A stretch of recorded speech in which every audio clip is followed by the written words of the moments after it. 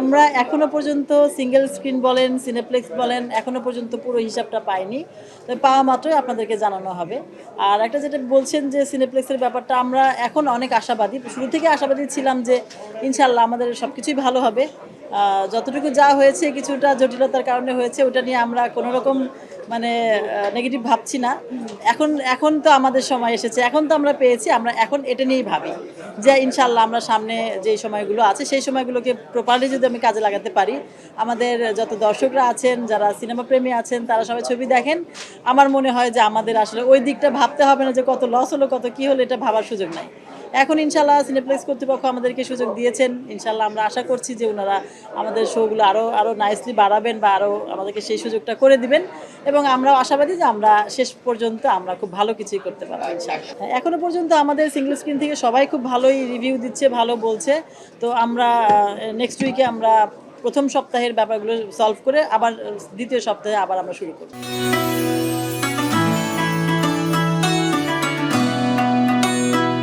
অভিজ্ঞতা তো অভিজ্ঞতাই। আসলে তিক্ত আর মিষ্টি এটা না বলি। অভিজ্ঞতা ঝুলি যখন ভরে যায় তখন আসলে এটা আমার জন্যই প্লাস পয়েন্ট। তবে অবশ্যই পরবর্তী ছবিতে আমি আমার এই অভিজ্ঞতাগুলো ১০০% কাজে লাগাতে পারবো বলে আমি বিশ্বাস করি ইনশাআল্লাহ। যেহেতু সিনেপ্লেক্সে একটা জটিলতার কারণে সিনেমাটা আসেনি, সো খুব স্বাভাবিকভাবে কিন্তু আমরা আমাদের প্ল্যানিং থেকে একটু সরে যেতে হয়েছে। কারণ ওই সময় আমরা স্ট্রাগল করেছি আসলে আমাদের সিনেমাটাকে আগে চালাতে হবে। সো সেইটা যখন উতরিয়ে গেছি, সো এখন তো খুব স্বাভাবিক অর্থেই আমরা আমাদের আদার্স যে প্ল্যানিংগুলো আছে সেগুলো হবে। এবং সবচেয়ে ভালো খবর যেটা বা আনন্দের খবর যেটা, সেটা হচ্ছে যত জটিলতা হোক যাই হোক সেটা উতরে এখন সিনেপ্লেক্সে এবং সিঙ্গেল স্ক্রিনে সারা দেশে এখন প্রিন্স চলছে। এবং বিশেষ করে এই সিনেপ্লেক্সে তো প্রতিটা শোই হাউসফুল যাচ্ছে। কিন্তু সকালের শোগুলো আমরা জানি যে একটু দর্শক কম হয়, কিন্তু এই সকালের শোগুলো ছাড়া বাকি প্রত্যেকটা শোই হাউসফুল যাচ্ছে। তার মানে হচ্ছে দর্শক আসলে এই সিনেমাটা দেখার জন্য অধীর আগ্রহ নিয়ে বসেছিল এবং যখনই সিনেমাটা পুরোদমে হলে চলে এসেছে দর্শকও আসলে তার মতো করে রেসপন্স করছে, আসছে এবং ভালো ভালো রিভিউ দিচ্ছে। এবং আমাদের সিনেমাটাকে নিয়ে যে ধরনের আমরা শুরু থেকে বলেছি যে মানুষ দেখতেই পারেনি, কিন্তু ফেসবুকে এক ধরনের প্রপাগান্ডা শুরু হয়ে গেছে সিনেমা এই সেই, মানে আগেই হচ্ছে সিনেমাটাকে নেগেটিভ তো করার যে প্রবণতাটা ছিল সেটাকেও সাধারণ দর্শক গ্রহণ করেনি। দর্শক আসছে এবং হল থেকে বের হওয়ার পরে দর্শকের মুখে আপনারাই দেখতে পাচ্ছেন যে কি ধরনের রেসপন্স দর্শক দিচ্ছে। সো এইটা সবচেয়ে পজিটিভ দিক যে প্রিন্স এখন তার মানে স্বমহিমায় ফিরেছে এবং দর্শক হলে ফিরেছে এবং হাউসফুল যাচ্ছে এবং এটা আশা করি চলতে থাকবে। এখানে যারাই থাকবে প্রত্যেকেই শিল্পী। তো আমি আসলে একটা শিল্পী হয়ে আরেকজন শিল্পীকে আমি দোষারোপ করতে পারি না।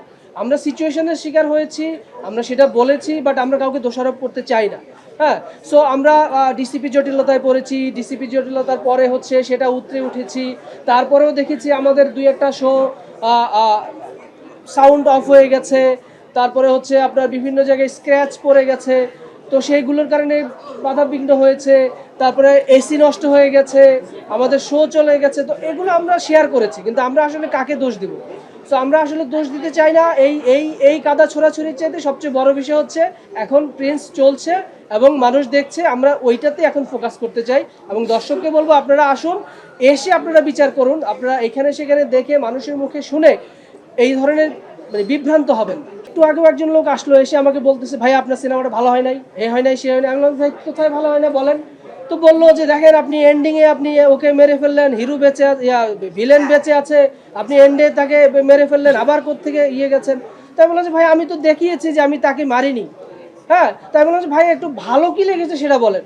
দেখলাম যে উনি প্রায় 10-12টা পয়েন্ট বললো, এটা ভালো হয়েছে ওটা ভালো হয়েছে। আমি বললাম ভাই এই 10টা পয়েন্ট আগে বলে তারপরে যদি বলতেন যে আমার এইটা ভালো লাগেনি তাহলে জিনিসটা ভালো হতো। তো আপনি যখন বলছেন এটা ভালো লাগেনি, তাহলে আপনি ইন্টেনশনালি আপনি চাচ্ছেন যে এই সিনেমাটা অন্য মানুষ প্রভাবিত হোক। আপনার তো 10টা জিনিস ভালো লেগেছে, তাহলে আপনি 10টা জিনিস কেন বলছেন না আমাকে? সো এটা আমাদের আসলে স্বভাব, বা আমরা বায়াসড হই বিভিন্ন দিকে। আমরা এই বায়াসনেস থেকে বের হয়ে আমরা সিনেমাটা দেখি, প্লিজ এটুকুই বলবো। আমার একটা স্ক্রিপ্টে যদি 3 ঘন্টা 3.5 ঘন্টা বা 4 ঘন্টার স্ক্রিপ্ট থাকে, সো আমার দ্বারা তো সম্ভব না আমি 4 ঘন্টার স্ক্রিপ্ট করব। সো আমরা আমাদের ফুল টিম এটা নিয়ে প্রচুর পেরেশানিতে পড়েছি। আমরা এই সিনেমাটাকে ছোট করার জন্য কোনোভাবেই ছোট করা যাচ্ছিল না, কিন্তু ছোট আমাকে করতেই হবে। কারণ আমি 3.5 ঘন্টা 4 ঘন্টা সিনেমা দেখার মতো বা আমার সেই অবস্থা তো নেই।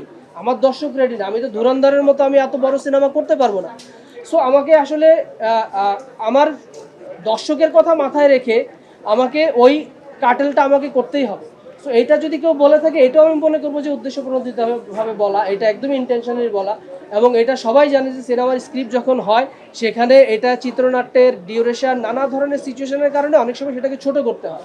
সো এটা খুব সিম্পল ইস্যু, এটাকে বড় ইস্যু করার আমার মনে হয় কোনো কারণ নেই। কিছু কিছু মানুষ এটাকে এমনভাবে প্লেস করে যে আমার যদি 2 দিন শুটিং না হয় সেটা তো আমার প্ল্যানিংয়েরই অংশ হতে পারে। এখন সেটাকে যদি আমি যদি প্লেস করি যে এটাকে আমি 2 দিন শুটিং করিনি, সো আপনি আসলে দেখছেন কোন অ্যাঙ্গেল থেকে সেটা ইম্পর্টেন্ট। সো এরকম কিছুই না, আমরা সাকিব ভাই শেষ দিন পর্যন্ত সময় দিয়েছেন এবং উনি এখনো পর্যন্ত খোঁজ রাখছেন এবং আমরা পুরো টিম চেষ্টা করছি। কারণ আপনারা সবাই জানেন যে আমরা পারমিশন জটিলতার কারণে আমাদের শুটিংটা একটু পিছিয়ে গিয়েছিল। সো আমরা পুরো টিম আসলে একটা অবস্ট্রাগলের মধ্যে পড়ে গিয়েছিলাম যে আমাদেরকে আসলে আরেকটা ক্রাইসিস ছিল, আমাদের এই ঈদেই সিনেমাটা আনতে হবে। অনেকেই বলতে চাচ্ছে যে এই ঈদে না এনে সামনের ঈদে আনতেন। হয় কি সাকিব ভাই আপনারা জানেন যে উনি প্রত্যেকটা ঈদের জন্য আলাদা চুক্তি করে থাকেন। তো উনি রোজার ঈদে এই সিনেমাটা করবে, এটা আমাদের সাথে চুক্তি করা। কোরবানির ঈদে কোন সিনেমাটা করবে সেটা ওনার চুক্তি করা, এবং আগামী 2 ঈদে কি করবে সেটা ওনার চুক্তি করা। সো আমরা যদি এই ঈদে সিনেমাটা না নিয়ে আসতাম আমাদেরকে মিনিমাম 1.5 বছর বসে থাকতে হতো।